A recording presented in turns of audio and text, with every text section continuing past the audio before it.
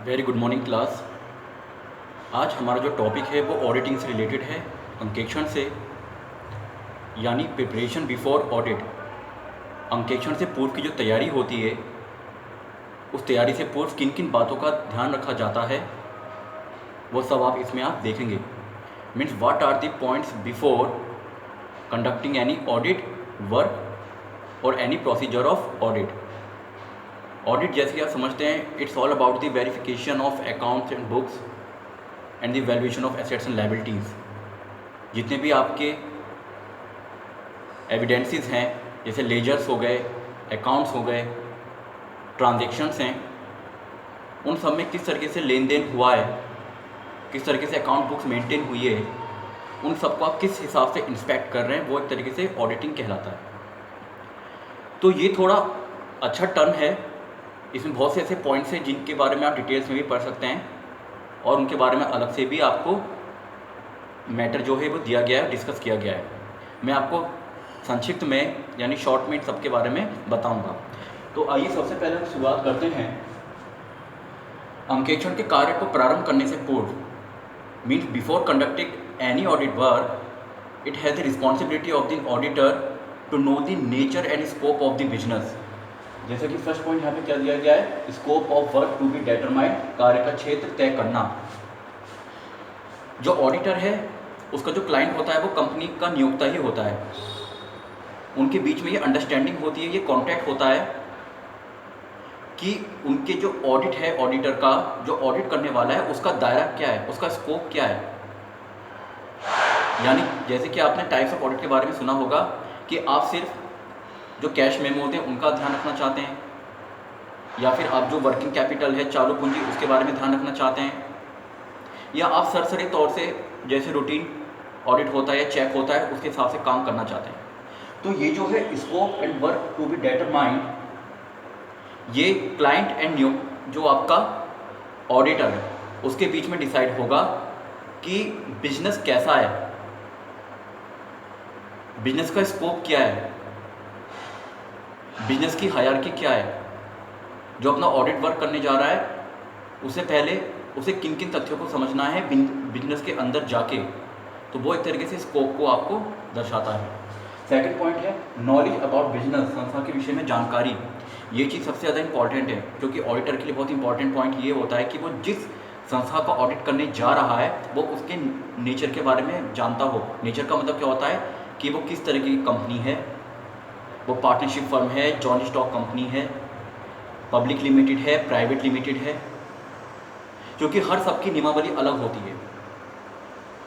Electricity company है, cooperative societies के अंदर आती है, या कंपनीज एक्ट के अंदर कवर होती है, या बैंकिंग रेगुलेशन एक्ट के अंदर कवर होती है। तो ये नेचर ऑफ बिजनेस बताता है किस टाइप का वो प्रोडक्ट और सर्विस ऑफर कर रहे हैं। तो इसके बारे में जानना बहुत ज़रूरी है, क्योंकि हर एक कंपनी का जो बिजनेस होता है वो अलग अलग नियमावली के अंतर्गत आता है, जिसे आप पार्षद सीमा नियम या आंतरिक अंतर नियम भी कहते हैं, यानी memorandum of association and articles of association. ये हर एक कंपनी का डिफरेंट होता है, तो इसलिए उनके नेचर को समझना भी बहुत ज़रूरी है कि वो किस तरह के प्रोडक्ट्स बना रहा है, कौन सी सर्विसेज दे रहा है, कौन से उसके क्लाइंट्स हैं, आउटसाइड पार्टी से उसका क्या कॉन्ट्रैक्ट्स है, मैंने सीखा थे। अगला देखिए इंस्ट्रक्शन टू द क्लाइंट, नियोक्ता को स्पष्ट निर्देश। जैसे कि मैंने बताया कि जो ऑडिट वर्क है it is a contract between the company and the auditor. Auditor और जो नियोक्ता है, क्लाइंट, उनके बीच में कॉन्ट्रैक्ट है। तो यहाँ पे ये चीज़ बताई गई है कि नियोक्ता को स्पष्ट निर्देश का मतलब ये होता है कि ऑडिट वर्क करने से पूर्व ऑडिटर के पास सारे के सारे जो लेखा जोखा है, जो भी एविडेंसेस हैं, जो भी वाउचर्स हैं, प्रूफ है, वो मौजूद होने चाहिए। नियोक्ता यानी क्लाइंट का ये फर्ज बनता है, who is the owner of the organisation, that he must instruct और direct his clerk to produce all the books of accounts, whether it related to the debtors, creditors, different types of contracts, cash memos, minutes work, various vouchers, various contract with outside parties।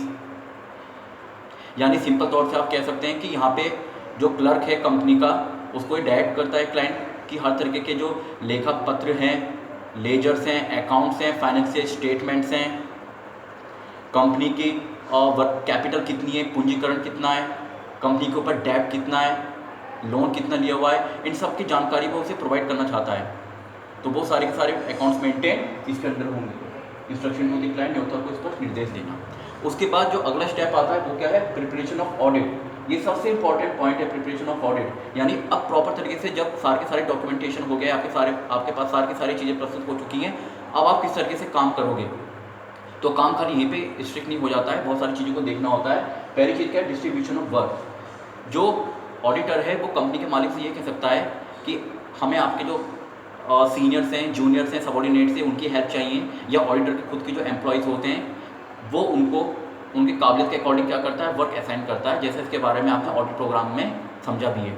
तो उनको हर बंदे को हर कार्य दिया जाता है। Finance का department का फिनेंस को दे दिया है, परचेज का परचेज डिपार्टमेंट को दे दिया है, और R&D का R&D को दे दिया है। उसकी काबिलियत के हिसाब से उसको काम सौंपा जाता है।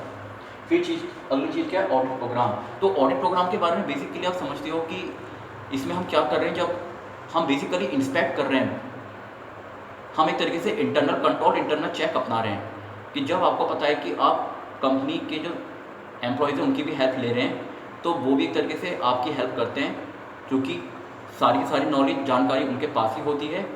वो जो ऑडिटर के जो एम्प्लॉयज़ हैं उनकी भी हेल्प करते हैं, उनके क्लर्क की भी हेल्प करते हैं। तो एक तरीके से आप ऑडिट प्रोग्राम बना रहे हो कि मीन्स बिफोर डूइंग कंडक्टिंग ए प्रॉपर ऑडिट वर्क, कि आपको एक उसका रूपरेखा क्या होनी चाहिए, आपका प्लानिंग क्या है, आपका प्लान क्या है, किस तरीके से आपको काम करना है, किस किस व्यक्तियों को अपने काम असाइन करना है, उनके लिए क्या टाइम फ्रेम्स है, क्या गाइडलाइंस है, वो सारा के सारा आप ऑडिट प्रोग्राम में पढ़ सकते हैं, और ये आप पहले पढ़ भी चुके हैं।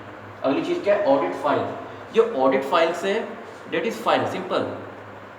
आपने देखा होगा कि हर जन अपने पास फाइल कैरी करके चलता है। वो जो फाइल जो होती है वो सब काम का विवरण होता है, एक डॉक्यूमेंट्स होता है, उसमें सब चीज़ें लिखी होती हैं क्या है। तो यहाँ पे बेसिकली जो ऑडिट फाइल है दो प्रकार की होती है, एक तो स्थायी और दूसरी क्या होती है आपकी टेम्पररी यानी करंट। तो पहली है परमानेंट एंड करंट। जो परमानेंट है वो ऑडिटर इसलिए अपने पास लेके चलता है जिससे कि समय समय पर उसे कंपनी की जो नियमावली है, जो उसके दिशा निर्देश है, means he should be familiar with the rules, regulation, policies framed by the company, the various types of meetings held by the company from time to time, like general meeting, annual general meeting, statutory meeting, various types of minutes of the company,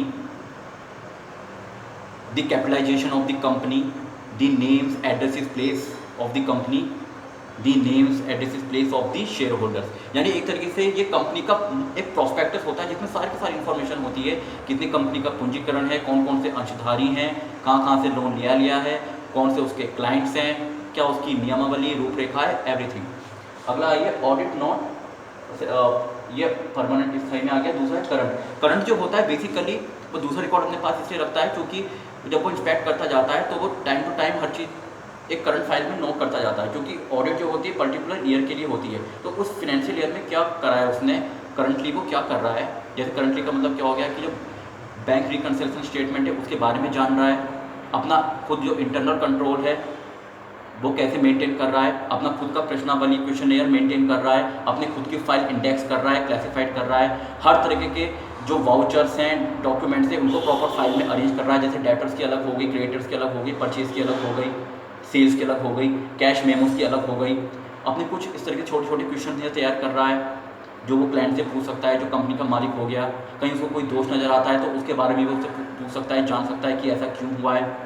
time frame के बारे में जान सकता है कि कितने समय के अंदर ये काम हुआ है और हो सकता है। तो मैनी थिंग्स आर देयर, वो ऑडिट फाइल के करंट उसमें आएगी। फिर audit notebook. Audit notebook is this type if book जो एक ऑडिटर अपने साथ लेके चलता है इन दो फाइल्स के अलावा, क्योंकि इसका मतलब ये होता है कि अपने साथ साथ जो भी चीज़ देखता है, इंस्पेक्ट करता है, ऑब्जर्व करता है, उसको वो एक प्रॉपर तरीके से नोट करता जाता है।